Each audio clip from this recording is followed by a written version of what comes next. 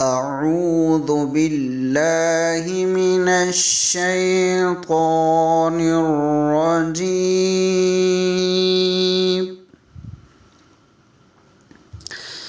بسم الله الرحمن الرحيم.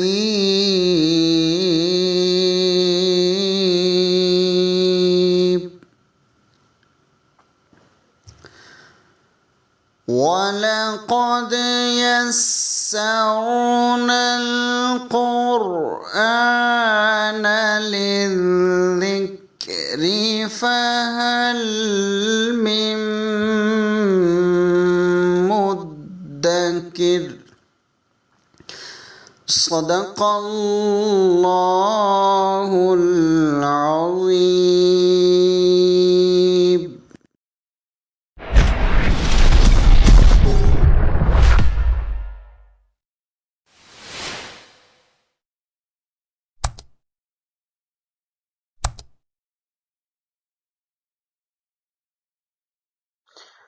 أعوذ بالله من الشيطان الرجيم.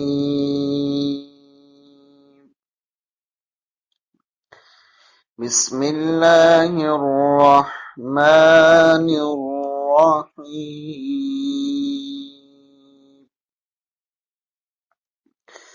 وما أبرئ نفسي إن النفس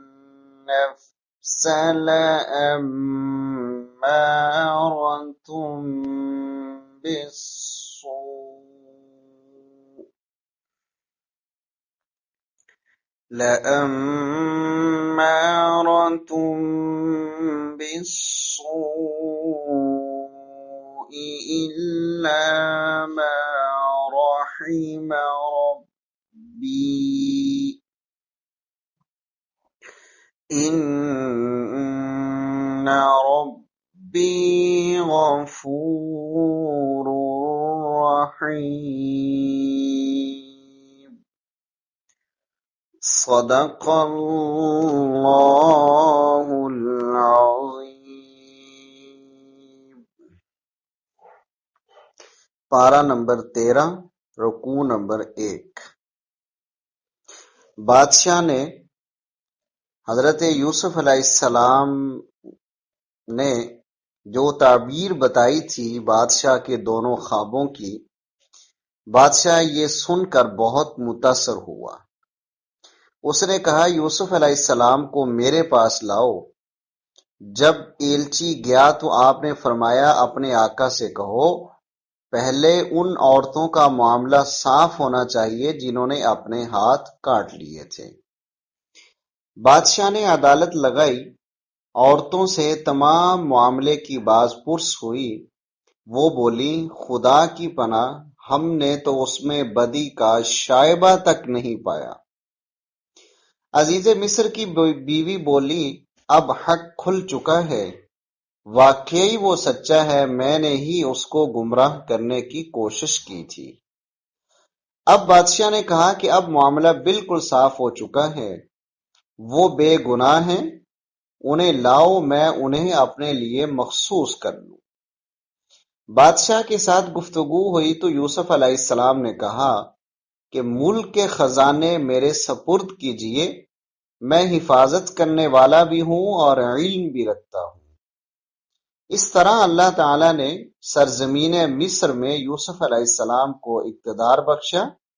اللہ تعالیٰ کسی نیکوکار کا اجر ضائع نہیں فرماتا. رکوع نمبر 2. جب قحط پڑا تو یوسف علیہ السلام کے بھائی غلہ لینے کے لیے مصر آئے. یوسف علیہ السلام نے انہیں پہچان لیا مگر وہ نہ پہچان سکے. حضرت یوسف علیہ السلام نے ان کا سامان تیار کرا دیا اور چلتے وقت ان سے کہا کہ آئندہ اپنے سوتیلے بھائی بنیامین کو میرے پاس لانا. دیکھو میں غلہ پورا دیتا ہوں اور مہمان نواز بھی ہوں. اگر تم اسے نہ لائے تو میرے قریب نہ پھٹکنا. انہوں نے کہا ہم کوشش کریں گے کہ والد صاحب اسے بھیجنے پر راضی ہو جائیں. یوسف علیہ السلام نے ان کی ادا کی ہوئی رقم بھی ان کی خرچیوں میں رکھ دی تاکہ وہ پھر آئیں۔ جب وہ اپنے والد کی خدمت میں واپس لوٹے تو ان سے کہا، ابا جان، آئندہ ہمارے بھائی کو بھی ہمارے ساتھ بھیجیں کیونکہ ہم اس کے بغیر غلہ نہیں حاصل کر سکیں گے۔ یعقوب علیہ السلام نے فرمایا، کیا میں اس کے معاملے میں تم پر ویسا ہی بھروسہ کر سکتا ہوں جیسا کہ اس سے پہلے اس کے بھائی یوسف کے معاملہ میں کر چکا ہوں؟ بس اللہ ہی حافظ ہے۔ انہوں نے جب سامان کھول کر دیکھا تو رقم بھی غلہ میں موجود ہے۔ اب اور بھی اصرار کرنے لگے۔ باپ نے کہا، مجھے پختہ وعدہ دو کہ میرے پاس اسے ضرور واپس لاؤ گے۔ رخصت کرتے وقت کہا، دیکھنا کہیں تم حسد کا شکار نہ ہو جانا، بطور احتیاط شہر کے مختلف دروازوں سے داخل ہونا۔ میں اللہ کی مشیت سے تو تمہیں نہیں بچا سکتا، حکم تو اسی کا ہی چلتا ہے۔ رکوع نمبر 3۔ سب بھائی یوسف کے پاس پہنچے تو یوسف علیہ السلام نے اپنے بھائی کو الگ بلا کر سارا واقعہ بتلا دیا اور کہا، تم کوئی غم نہ کرو۔ جب یوسف بھائیوں کا غلہ لادنے لگے تو بھائی کے سامان میں اپنا پیمانہ خفیہ طور پر رکھوا دیا۔ پیمانے کی تلاش ہوئی تو ملازمین کو ان پر شک گزرا اور کہا، تم نے چرایا ہے۔ انہوں نے کہا، ہم میں سے جو چور ثابت ہو جائے اس کو تم اپنے پاس رکھ لینا۔ تلاشی ہوئی تو یوسف علیہ السلام کے بھائی کے سامان سے پیمانہ برآمد ہو گیا۔ ارشاد الہی ہے کہ بنیامین کو پاس رکھنے کی یہ تدبیر ہم نے یوسف کو سکھائی تھی، ورنہ مصر کے قانون کے مطابق وہ اس کو نہیں روک سکتے تھے۔ بھائیوں نے کہا، اگر اس نے چوری کی ہے تو اس کا بھائی بھی چور تھا۔ یوسف ان کی یہ بات سن کر ہضم کر گئے، بس زیر لب اتنا کہا کہ تم بڑے ہی برے لوگ ہو۔ انہوں نے درخواست کی کہ ہمارا والد بوڑھا ہے، ہم میں سے کسی کو اس کی جگہ رکھ لے، اس کو ہمارے ساتھ بھیج دیں۔ یوسف نے کہا، ہم تو اسی کو رکھیں گے جس سے سامان برآمد ہوا ہے۔ رکوع نمبر 4۔ بھائی مایوس ہو کر آپس میں مشورہ کرنے لگے۔ سب سے بڑے نے کہا کہ پہلے تم یوسف کے بارے میں کوتاہی کر چکے ہو، اب میں تم کو والد صاحب کے پاس نہ لے جاؤں گا جب تک وہ خود مجھے اجازت نہ دے دیں یا اللہ ہمارے حق میں کوئی فیصلہ نہ کر دے۔ تم جا کر ان سے کہو کہ آپ کے بیٹے نے چوری کی ہے، بے شک مصر سے آنے والے کسی دوسرے قافلے سے تصدیق کر لیں یا مصر والوں سے کسی سے بھی دریافت کر لیں۔ بیٹوں نے واپس آ کر حضرت یعقوب کو سارا قصہ سنایا تو انہوں نے فرمایا، اچھا اس پر بھی صبر کروں گا، یہ تم نے ایک اور بات گھڑ لی ہے۔ وہ دل ہی دل میں غم سے گھلے جا رہے تھے۔ فرتے گریا سے ان کی آنکھیں سفید پڑ گئی تھیں۔ بیٹوں نے کہا، آپ تو بس یوسف کو ہی یاد کیے جاتے ہیں، آپ اس غم میں اپنے آپ کو ہلاک کر لیں گے۔ انہوں نے فرمایا کہ میری شکایت تو رب کے سامنے ہے اور اللہ کی طرف سے جو میں جانتا ہوں تم نہیں جانتے۔ بیٹو جاؤ یوسف کو تلاش کرو اور اللہ کی رحمت سے نا امید نہ ہو۔ جب یہ لوگ تیسری بار حضرت یوسف کے سامنے پیش ہوئے تو عرض کرنے لگے کہ اے سردار، ہم ایک حقیر سی پونجی لائے ہیں، ہمیں بھرپور غلہ عنایت فرمائیں اور کچھ خیرات بھی دے دیں۔ یہ سن کر یوسف سے رہا نہ گیا، فرمانے لگے، تمہیں یاد ہے تم نے یوسف کے ساتھ کیا سلوک کیا تھا؟ اب بھائیوں کو ہوش آیا، کہنے لگے، تو یوسف ہے؟ فرمایا، ہاں میں یوسف ہوں اور یہ میرا بھائی بنیامین ہے، اللہ نے ہم پر احسان فرمایا ہے۔ بھائی بولے، واقعی اللہ نے آپ کو فضیلت بخشی اور ہم واقعی خطا کار ہیں۔ یوسف نے کہا، جاؤ تم پر کوئی سرزنش نہیں، اللہ تمہیں بخشے، میری قمیص لے جاؤ اور اسے والد کے منہ پر ڈال دینا، ان کی بینائی پلٹ آئے گی۔ جاؤ سب اہل و عیال کو لے کر میرے پاس آ جاؤ۔ رکوع نمبر 5۔ جب یہ قافلہ مصر سے چلا تو دور شہر کنعان میں حضرت یعقوب نے کہا، میں یوسف کی خوشبو محسوس کرتا ہوں۔ گھر کے لوگ بولے ابھی تک آپ پرانے خبط میں مبتلا ہیں۔ مصر سے خوشخبری لانے والا آیا اور اس نے یوسف کی قمیص حضرت یعقوب علیہ السلام کے منہ پر ڈالی تو یکا یک ان کی بینائی لوٹ آئی۔ فرمانے لگے میں نہ کہتا تھا کہ میں اللہ کی طرف سے وہ کچھ جانتا ہوں جو تم نہیں جانتے۔ سب لوگ حضرت یعقوب سے معافی مانگنے لگے۔ یعقوب علیہ السلام نے کہا میں اپنے رب سے تمہارے لیے معافی کی درخواست کروں گا، وہ بہت معاف کرنے والا ہے۔ جب یہ لوگ حضرت یوسف کے پاس پہنچے تو آپ نے والدین کو اپنے پاس تخت پر بٹھا لیا۔ تمام بھائی اس کے آگے بے اختیار جھک گئے۔ یوسف نے کہا ابا جان یہ میرے خواب کی تعبیر ہے، اس کا احسان ہے کہ اس نے مجھے قید خانے سے نکالا اور آپ کو کنعان سے لا کر مجھ کو ملا دیا۔ حالانکہ شیطان میرے اور میرے بھائیوں کے درمیان فساد ڈال چکا تھا۔ میرا رب بہت مہربان ہے۔ پھر دعا کی اے میرے رب تو نے مجھے حکومت بخشی اور مجھ کو خوابوں کی تعبیر کا علم دیا۔ زمین و آسمان کے بنانے والے تو ہی دنیا اور آخرت میں میرا سرپرست ہے۔ میرا خاتمہ اسلام پر ہو، انجام کار مجھے صالحین کے ساتھ ملا۔ ارشاد الہی ہے اے پیغمبر یہ غیب کی خبریں ہیں جو ہم نے آپ کی طرف وحی کی ہیں۔ آپ کے منکر نہ مانے تو آپ کو کیا غم، آپ ان سے کوئی مزدوری تو نہیں مانگ رہے ہیں۔ قرآن حکیم دنیا والوں کے لیے کتاب نصیحت ہے۔ رکوع نمبر 6۔ زمین و آسمان میں کتنی ہی نشانیاں ہیں جن پر سے یہ لوگ گزرتے ہیں اور ذرا توجہ نہیں دیتے۔ کیا انہیں خیال نہیں آتا کہ انہیں بے خبری میں خدا کا عذاب پکڑ لے گا؟ آپ ان سے صاف کہہ دیں قُلْ هَٰذِهِ سَبِيلِي أَدْعُو إِلَى اللَّهِ عَلَىٰ بَصِيرَةٍ أَنَا وَمَنِ اتَّبَعَنِي کہ میرا یہی راستہ ہے، میں پورے شعور اور یقین کے ساتھ اللہ کی طرف بلاتا ہوں اور میں مشرک نہیں۔ جتنے پیغمبر بھیجے گئے سب انسان تھے۔ ارشاد خداوندی ہے کہ یہ منکرین حق زمین میں چلتے پھرتے تو انہیں پہلی قوموں کا انجام نظر آتا، اور یہ کہ آخرت کا انجام متقین کے لیے بہت ہی اچھا ہے۔ انبیاء کرام پر ایسا وقت بھی آیا کہ وہ کافروں کے ایمان لانے سے مایوس ہو گئے، تو ان تک ہماری مدد آ پہنچی، اور یاد رکھو مجرموں سے ہمارا عذاب نہیں ٹلتا۔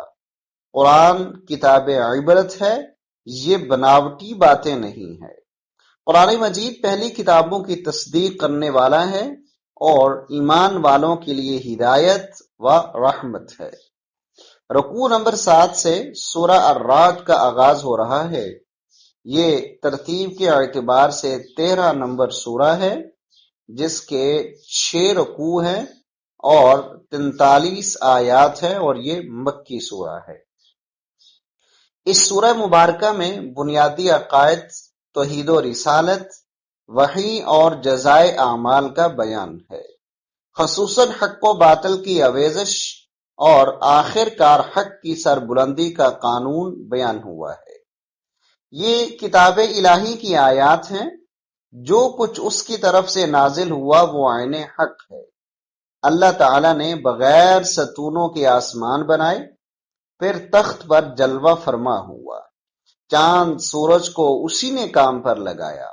اس سارے نظام کی ہر چیز ایک وقت مقررہ تک چل رہی ہے۔ سارے نظام کائنات کی تدبیر وہی فرما رہا ہے۔ زمین اس نے بچھائی، پہاڑ اس نے رکھے، نہریں اس نے چلائیں، زمین میں پھل اس نے اگائے، دن پر رات اس نے طاری کی۔ یہ انگور، یہ کھیتیاں، یہ کھجور کے درخت سب ایک پانی سے سیراب ہوتے ہیں، مگر ذائقہ سب میں مختلف ہے۔ ایک ہی زمین، ایک ہی پانی، لیکن ذائقہ بھی مختلف اور سائز بھی مختلف، رنگ بھی مختلف۔ یہ اللہ ہی پیدا فرما سکتا ہے۔ ان ساری حقیقتوں کو دینے کے بعد قیامت سے ان کا انکار کرنا تعجب کی بات ہے۔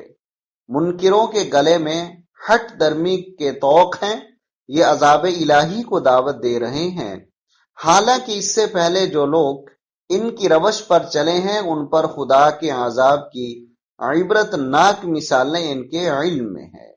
یہ آپ سے معجزات کے طالب ہیں، جیسا کہ آپ سے پہلے رسولوں کی طرف صرف ڈرانے والے ہیں۔ رکوع نمبر 8۔ حاملہ کے پیٹ میں جو کچھ ہے اللہ اسے پوری طرح واقف ہے، وہ کھلے اور چھپے کا جاننے والا ہے، کوئی آہستہ بات کہے یا زور سے، رات کی تاریکی میں چھپا ہو یا دن کی روشنی میں چل رہا ہو، وہ سب سے واقف ہے۔ ہر شخص کے آگے پیچھے اللہ کے مقرر کیے ہوئے نگران لگے ہوئے ہیں جو اس کی دیکھ بھال کر رہے ہیں۔ جب تک لوگ اپنے اطوار خود نہ بدل لیں، اللہ کسی کی حالت کو نہیں بدلتا۔ ان اللہ لا یغیر ما بقوم حتی یغیروا ما بانفسہم۔ اس کا عذاب آ جائے تو کسی کے ٹالے نہیں ٹل سکتا۔ بجلی کی چمک اور بادلوں کی گرج وہی لاتا ہے، فرشتے اس کی ہیبت سے لرزتے ہیں، کڑکتی ہوئی بجلیاں وہ جس پر چاہے بھیج دیتا ہے، صرف اسی سے دعائیں مانگنا برحق ہے۔ آپ صلی اللہ علیہ وسلم ان سے پوچھیں، آسمان اور زمین کا رب کون ہے؟ کہیں گے اللہ۔ آپ ان سے کہیے، جو نفع نقصان کے مالک نہیں، ان کو اپنا کارساز کیوں بناتے ہو؟ ہر شے کو اللہ نے پیدا کیا ہے، اسی نے آسمان سے پانی برسایا، اس سے ندی نالے اپنے اپنے ظرف کے مطابق بہنے لگے، پھر ان میں سیلاب آیا تو سطح آب پر جھاگ آ گئی، ایسے ہی ان دھاتوں پر بھی جھاگ اور میل کچیل اٹھتی ہے جنہیں لوگ زیور اور برتن بنانے کے لیے پگھلاتے ہیں۔ اس سے حق اور باطل اور کھرے اور کھوٹے کی تمیز کر سکتے ہو۔ جھاگ اور میل ضائع کر دیا جاتا ہے، اور جو چیز نافع ہے وہ زمین میں ٹھہر جاتی ہے۔ یہ اس بات کی شہادت ہے کہ اللہ تعالی حق و باطل کی اس کشمکش میں جو نبی صلی اللہ علیہ وسلم کی دعوت اور قرآن کے نزول سے برپا ہوئی ہے، باطل کو مٹا دے گا اور حق کا بول بالا کرے گا۔ رکوع نمبر 9۔ اے پیغمبر، کیا ایسا ہو سکتا ہے کہ وحی پر ایمان لانے والا بینا اور وحی کا منکر نابینا برابر ہو جائے؟ اس حقیقت کو صرف عقل والے ہی سمجھتے ہیں۔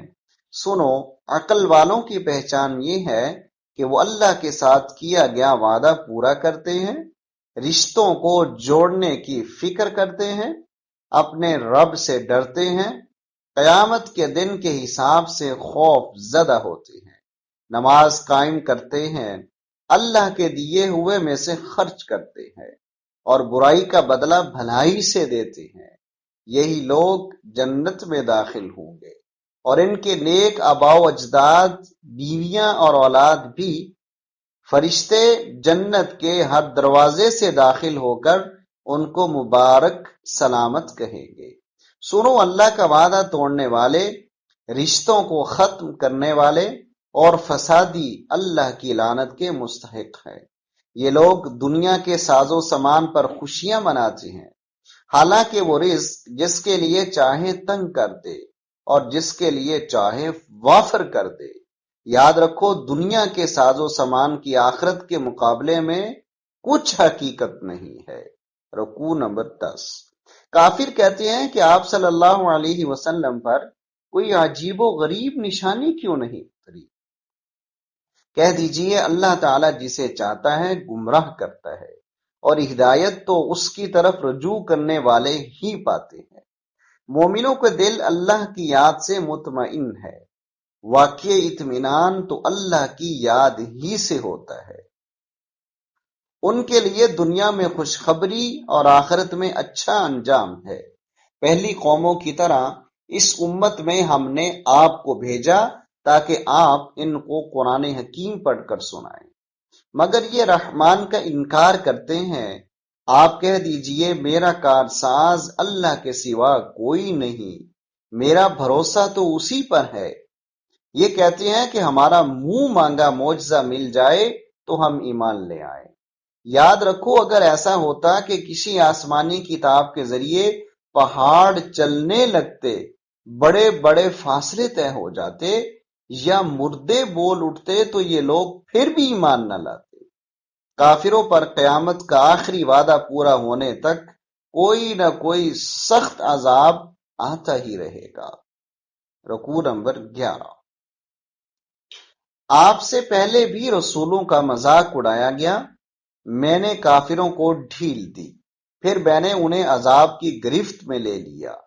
ہر شخص کے کیے پر نگرانی کرنے والی ذات ان کے خود ساختہ معبودوں کی طرح کیوں کر ہو سکتی ہے؟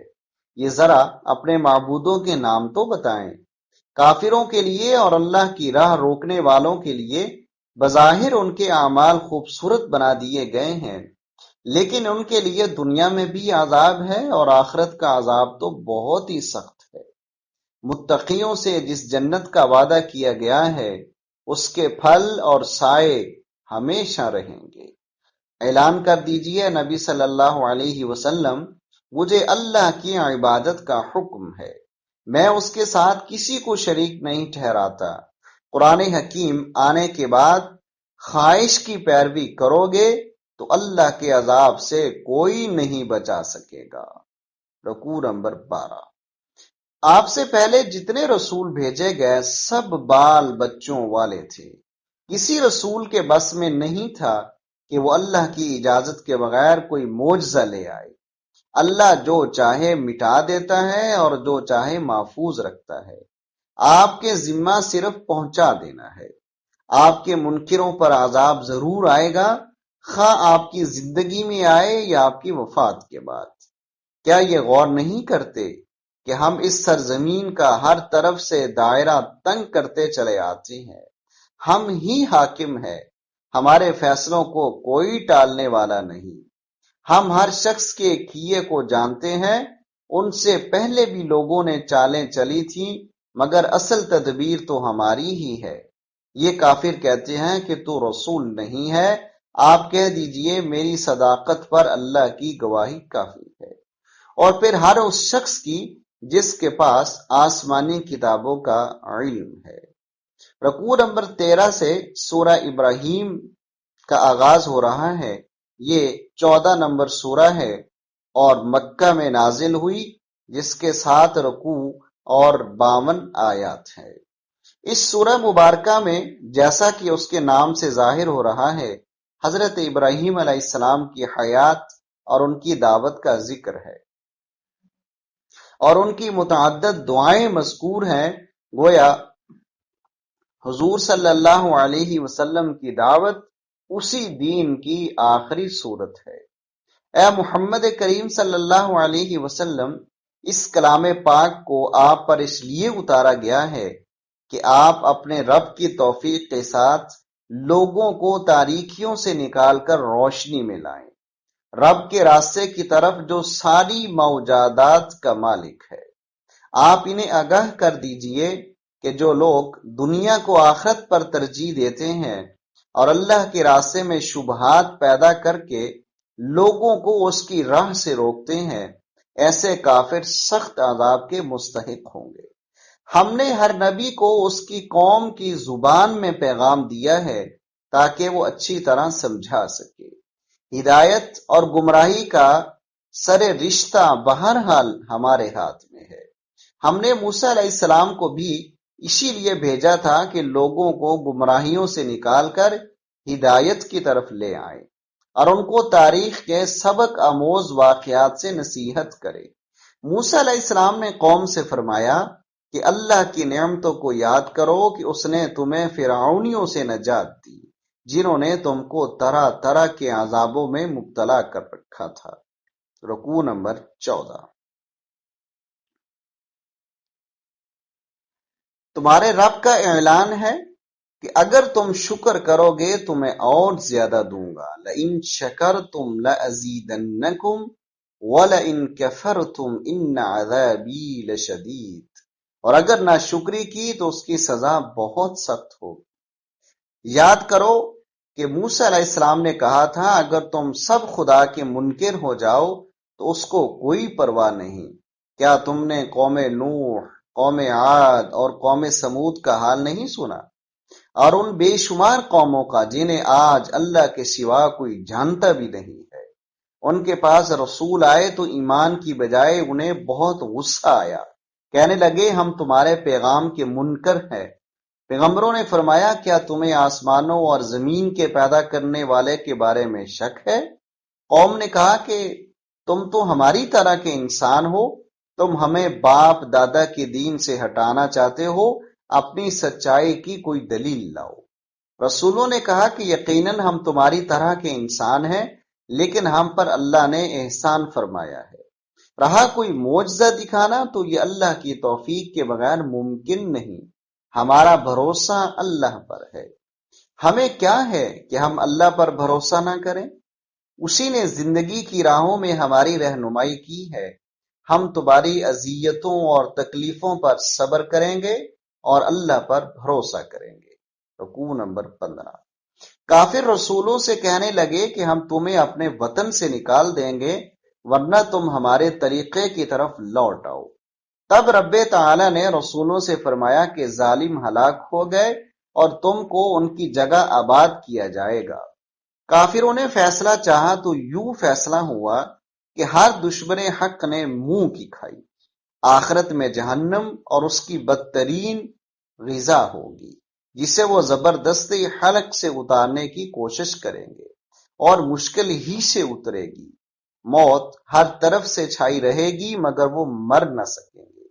وہ اپنے کیے کا کچھ پھل نہ پائیں گے، ان کے اعمال تو راکھ کی طرح ہے۔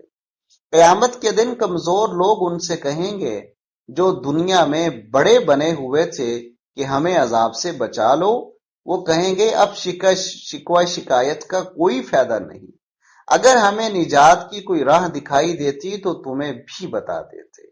رکوع نمبر 16۔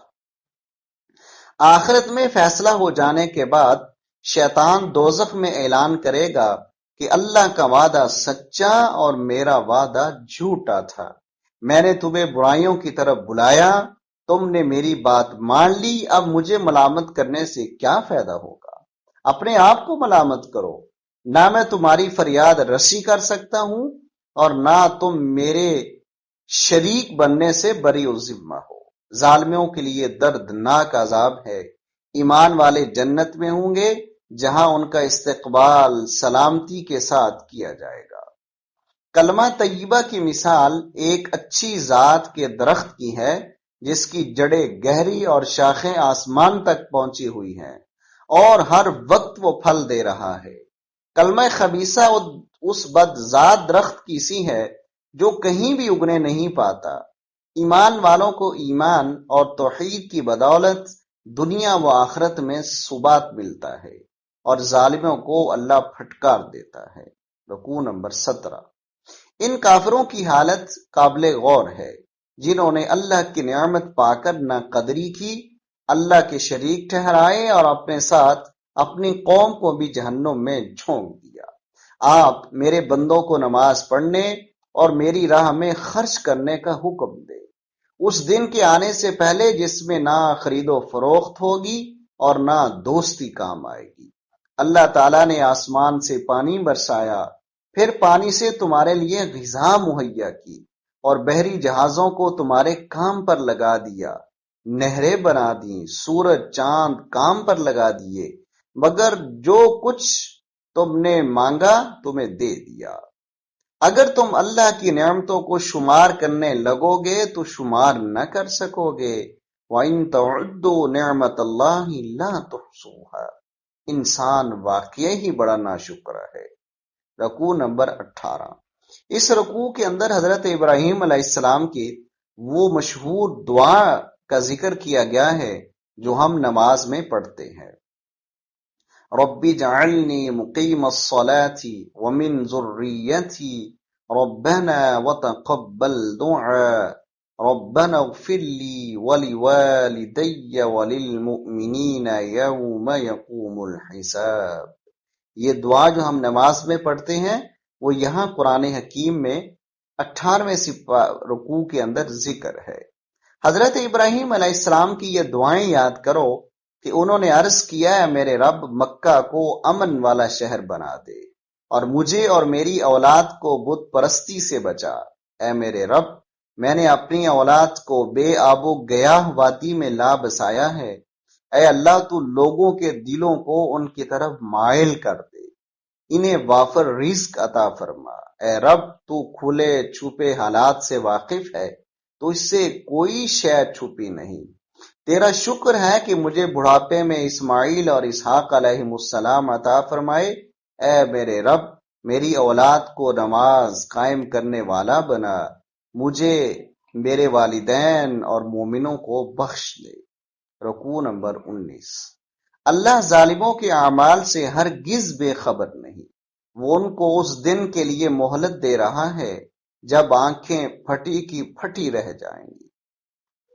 یہ سر اٹھائے بھاگ رہے ہوں گے، نظریں اوپر جمی ہوں گی اور دل اڑے جا رہے ہوں گے۔